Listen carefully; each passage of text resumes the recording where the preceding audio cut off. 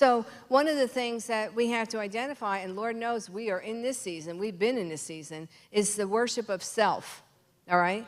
And so we're self-rules, okay? Self-compelled to elevate self and whatever you think is right, and lack of submission, you know? And really the root of that is unbelief. It's a distrust in the Lord.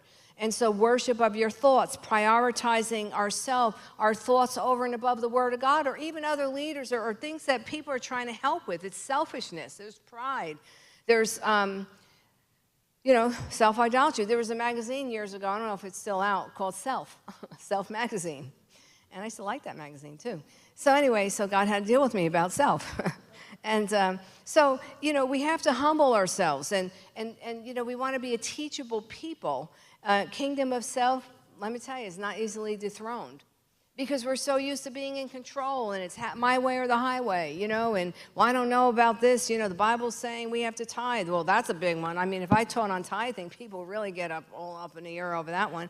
Well, I didn't write the book, and so tithing listen, God doesn't want you to tithe if you're begrudgingly. He wants you to have an open heart. He loves a cheerful giver. But when you get a revelation of giving, you tithe. You will love the Lord. You honor Him. You obey Him. And, that's a really important one, but a lot of people don't tithe. And, and that's a problem. And you can give me 52 reasons why, but you go before the Lord and ask Him to reveal your heart, and then we'll see how that goes. And so, let's see, in 1 Peter 5:6, it says, "Humble yourself, therefore, under the mighty hand of God, that He may exalt you at the proper time." And so I want to be exalted. I want the Lord to exalt me.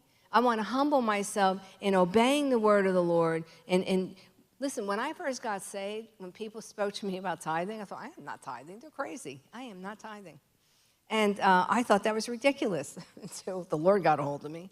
And, then I was so convicted.